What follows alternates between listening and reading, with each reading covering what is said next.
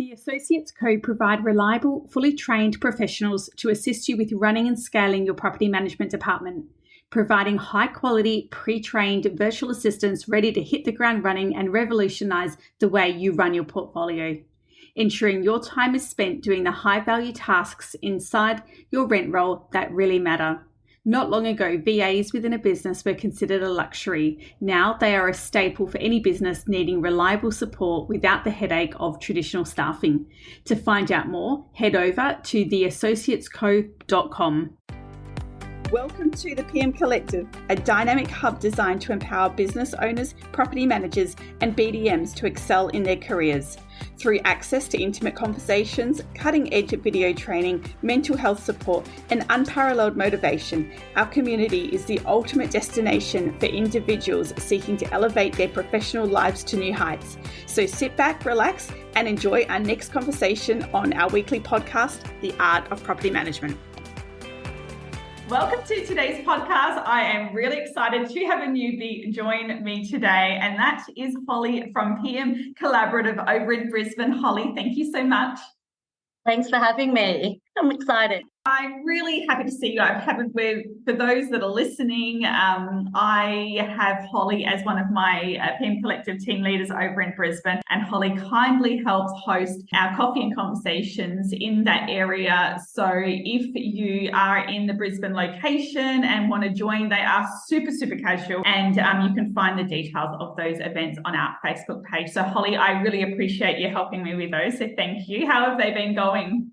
Yeah, they've been going well. Started off a little bit slow, but I still take the opportunity to, take my laptop and do some work, enjoy the coffee, enjoy the view, and take it as it comes. Yeah, and I always stress to everyone, they genuinely are so casual. It's such a nice thing to be able just to catch up with people in the industry, the random topics that we've talked about before, generally, you talk about life or balancing things, but also sometimes we talk about reviews and how to get more Google reviews, or we talk about, just any problems we're having, and they're just really, really helpful. So I do encourage everyone to, wherever you are located in Australia, to get to one of the coffee and conversation catch up. So let's get into our podcast today. Now, I want to find out a little bit more about you, because you are not currently working as a property manager, but as an outsourcing company. Is that right? That's correct. Yeah. Excellent. So give everyone, for those that don't know you, a little bit of a rundown about you personally, what you've been doing and where you are now. Okay, gosh, I'll try to do this really quick so I could go on. Long story. Yeah, it is. But cut a long story short. So, I've been in the real estate industry for quite some time. Leasing a new business was my thing. Absolutely loved it. I think it was about 2009. We had, with 6 children, and I had my property manager come through doing our inspection of our rental here in Brisbane. I said, really think I'd like to do that. And she said, no, you wouldn't.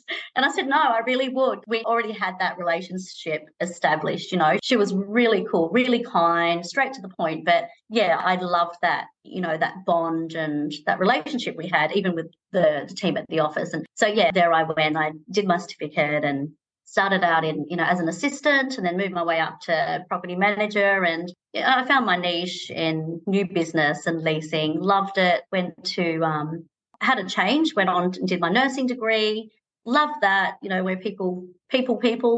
And it really wore me out. And my kids said to me, Mum, we prefer you as a real estate lady. And and I always had that fire in my belly, whenever I spoke about it and looked at my old stats or my old, results, posts on Facebook, it just really, really made my heart sing. So I thought, you know what, I'm going to jump in and do finish what I started back then. So I originally had this idea 2014, 2015. I just had no idea how to get it off the ground. So here I am. When you decided to go do nursing, was it because you were just maybe getting bored in the role, or because you had burnout? What was the reason for going and doing that?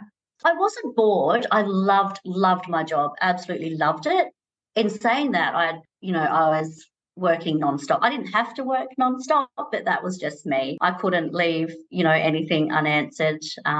I'm pretty bad at that. And I didn't like to kind of miss a lead. If someone could view a property on Sunday and they couldn't through the week, then I'd show them. If they wanted to view it at night, I'd show them, their tenants, but their potential clients as well, and potential relationships that you can, hold on to. And I guess that's what it's all about, isn't it? Building those relationships and just establishing that connection with the community, because it all comes back, it comes back around. But no, completely different. I'm completely just lost with where I was going with that. But I just decided I did have an interest in healthcare and I wanted a challenge. So I did it. Yeah, full-time degree. I was an assistant nurse at one of the major ED hospitals in the Gold Coast.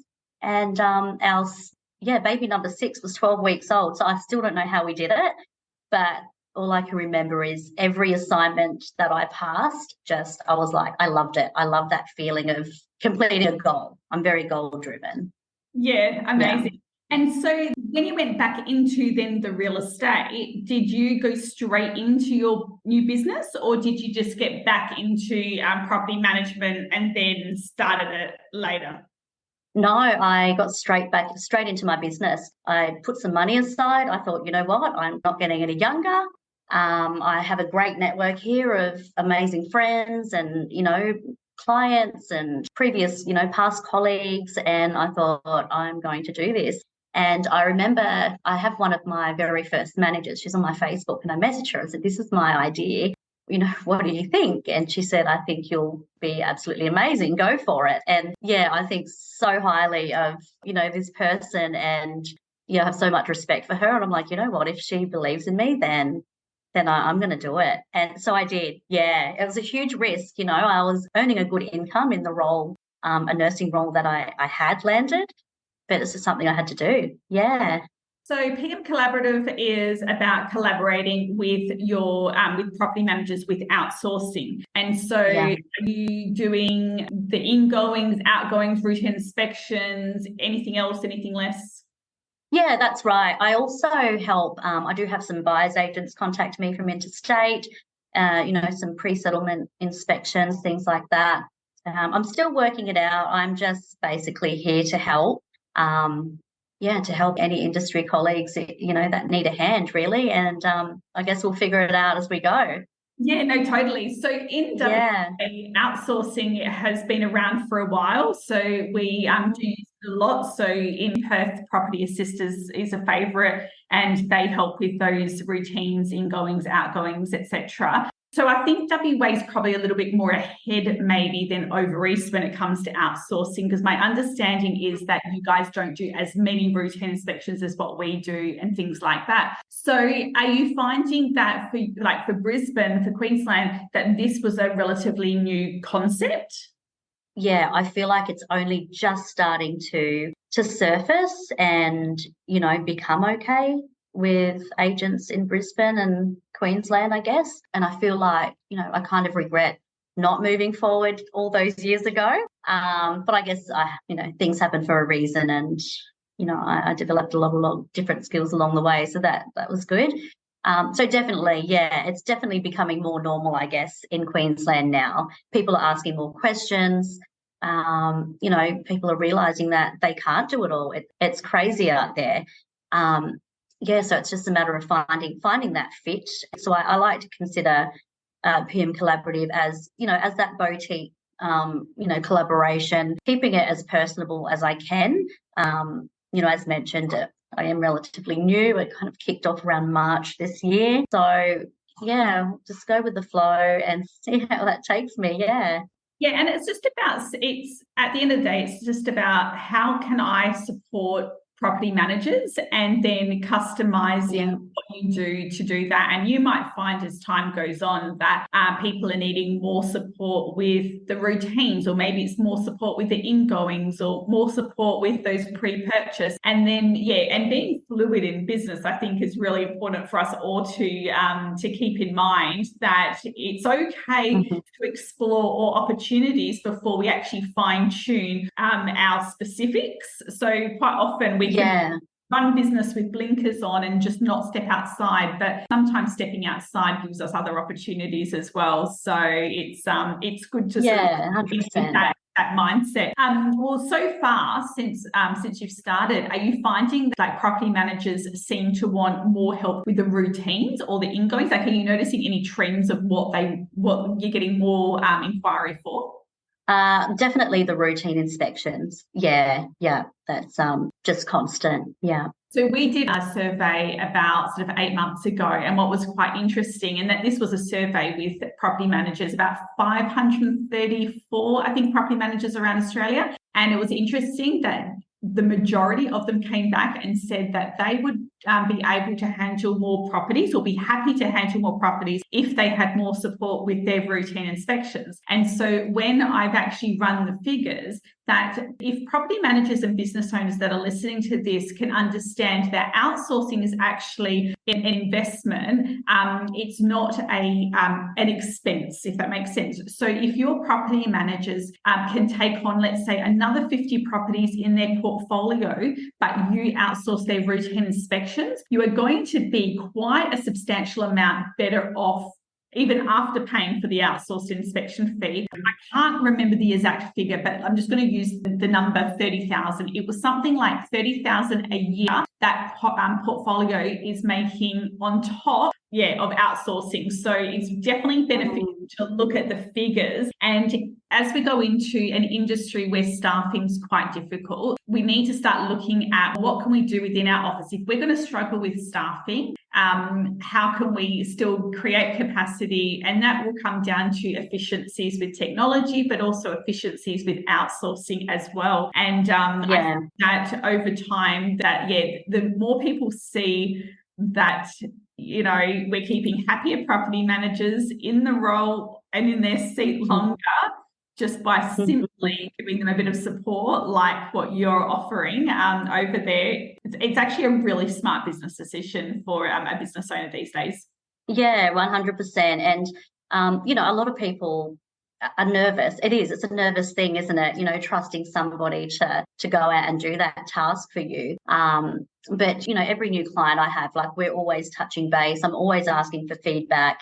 Each client's different. They have their reports tailored to what suits them, to their fit. So, I make that work and, it's working well and we're all happy. and being like, an extension to someone's business, but like as a business owner myself, like I would see it as you're an extension to my business. Yeah, I don't have to deal with your headache, your super. Exactly. You know what I mean? All the businessy side, which is good. I know that I do promote outsourcing for giving people a little break. So I have got a new staff member that's just started, and I have outsourced her first month's worth of inspections just to give her that break to learn new technology and things like that. So I also try to encourage people not to feel that if you're looking at outsourcing, don't necessarily feel that you have to like commit to it for the rest of your life, but you can just for that support for new team members coming on board. Maybe it's Christmas time and you need, to give the staff a little break. Maybe it's a catch up with routine inspections that are overdue. There's definitely ways that business owners can use it to their advantage and not feel the need to commit to 12 months as well. And what you'll find is when people get comfortable with that, then they go, oh, actually, I really like this. Let's make this a change. Yeah, definitely. And I do have a few clients. I feel like a part of each team, each client I have, and that's the vibe we all have, which is great. And, they keep me coming back, which is really good. And, finding our fit, me finding my fit and them finding their fit. Yeah, at the end of the day, it's, we're all happy and the stress is gone, really, isn't it? Oh, sorry, what was that? Sorry, I was going to say, a lot of agencies here have quite a large geographical area, so their properties are quite spread out. So sometimes they're out of the office the entire day, and that's taking a huge chunk of their workload away. So it really helps. No, 100%. Well, I mean, we need to start thinking as an industry moving forward and, increasing this capacity, which I harp on about so much, but increasing this capacity, keeping people happy in their roles and, being confident enough to give outsourcing new technology a go, etc., as time goes on, just to keep the industry improving at all times. So it's good. And with having, people like you as well supporting property managers just by helping with those coffee and conversations as well is so important. And when I was speaking to Guy in Adelaide the other day, the podcast is before your one, she was saying how she, similar sort of to you in that she was in real estate when she was younger, but then she left and then came back to it. And she had said to me, if I had that support when she was younger or had those, those people to help like yourself and that support, she said, I wouldn't have actually got out of it. But hopefully even now you've also seen hopefully an improvement with opportunity now than maybe prior, which is why you come back and then hopefully you'll stay in it forever. Yeah, definitely. My last question for you, do you have a team or are you on your own at the moment with the business? It's myself and one team member. My daughter, I've actually just recently trained her up, one of them.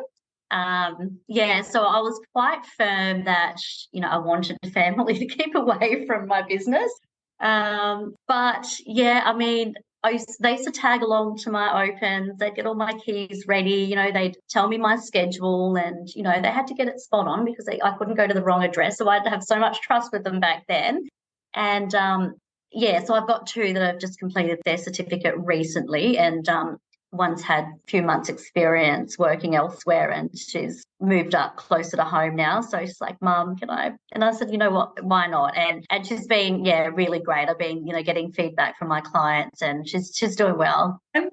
I'm so excited because that was exactly what I was going to say. Like, surely with 6 kids, you're going to be able to create your own family team. You know what I mean? Yeah, definitely. And it's just that, you want your team members to have that same value as you do. And I find it's just so hard. The industry is so dry at the moment with people wanting work and I guess, retaining staff and everybody meeting on that same level. And it's very scary, very risky. And I've just had a roller coaster of emotions the last few months. I'm hopeful that, moving forward, we've got it all worked out. All, as much as we need to. No, it's amazing. I think that I have turned my kids off real estate. I hope that changes because, the same thing. You've always come with me to appointments and balancing with them. And sometimes, like on the weekends when I'm seeing clients, I would say to my eldest, who's 14, and I'd say, hey, Mill, like, I'll pay you to come with me just to do some video, just film me. Yeah. She uses that word cringy. She goes, that is so cringy, Mum. I'm not doing it. I always say to her, you wait. I said, you wait till you are 18. I said, and all your friends are at Hungry Jack's earning $15 an hour. I said, you're going to come back and be paying more because I'll pay you money to video me. I'll pay you money to help you do inspections on the weekend. Exactly. You'll be earning a lot more. I said, I'll have your friends lining up for a job. So you'll turn around. I'm positive they're going to stay. I know. I think so. So we will see. But I'm really happy to hear that you've got the kids sort of with an interest in it, because I actually think that that's really, really cool, and that's really special as well to be able to create this business as a family-run business as well. And I think that's really, really great. So good on them. Yeah, definitely. I think it is, and it is. It's all about those values, and they realise, it's important to me, it's important to them. And, our eldest 4, they've all had jobs from the age of 13. So they've got those customer service skills and, they know how to deal with people. They've got people skills. So it's the perfect recipe for PM Collaborative. Absolutely. Well, it's something that I guess with younger people that I do get a little bit concerned about how they're going, like their work ethic and their behaviour. Like, I said to you before getting on to, pressing record on this podcast, like my kids this morning trying to negotiate with school. And it's like, guys, we don't negotiate with school. You go to goddamn school. And That's right. I'm not going to be breeding adults that are going to not want to work Monday to Friday. It's yeah. I'm trying to teach them now and be hard with them now. And I hope that they go through when they get older. Your kids are older now. So did you ever have it that? Does. No, because I kind of use myself as an example. I was a pretty horrible kid. I was a horrible teenager. I had no goals. I didn't have, I guess, parents that, were goals driven or career driven. And I just seen people around me and I was like, well, I with all due respect, I don't want to be like this or like that. I'm here for a reason. So I've always been goal driven. And so once the kids turned 13, it all started. I was doing a real estate run, grabbed a coffee from Donut King, one of the local shopping centres, and just started chatting. I said, hey, what age do you guys accept resumes? And they said, well, 13, because a lot of places are 14, 9 months. And I said, oh, great. I said, I've got a couple of kids. I might send them in, see how they go. And so basically it all started from there. So they all started at Donut King, and then they moved forward. For my nursing, we had to move to the Outback for a contract I secured out there, and that kind of boosted a lot of opportunities for them. They became, they had secured management positions, things like that. So when we came back to Brisbane, everything just changed. All of our careers and everything changed, and I think it was meant to be. Yeah, definitely. It's a good experience, it really was, and they have the same interests, they're not out wanting to do dumb stuff. They're working, they're hanging around with like-minded people, same goals. And so I've been pretty lucky. Usually the kids are telling us to calm down a bit. We're a bit immature, so. Yeah. No wrong with this. I was a very vanilla kid. So the problem my kids have got is that I was an easy child, never did anything, that was a problem as such. And so they've got me with my good behaviour as a kid as a comparison. So that's their problem. But the other day, Millie's putting her resume in at a few places, and I'm trying to get her to do one at Hoyts. And she goes, well, what sort of jobs would I do at Hoyts? And I said, well, you probably have to just when the movie finishes, check the seats are clean and all of that. She goes, don't they have a cleaner for that? And I was like, Millie, you are the cleaner. You're 14. That's you.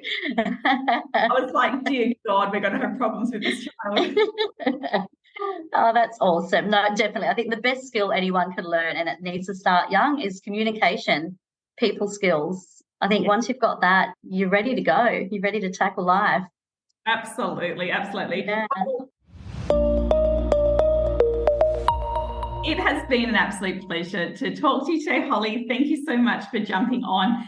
And for those that are in that Brisbane area that are interested in getting a bit more assistance within your office, PM Collaborative, reach out to Hollie for that. And absolutely check our Facebook events page for the coffee and conversations that are in that area as well. We've started already doing our planning in advance. So hopefully there's some good options for people, and Hollie and myself look forward to seeing you all then. Thanks, Hollie. Thank you so much. Thanks for having me.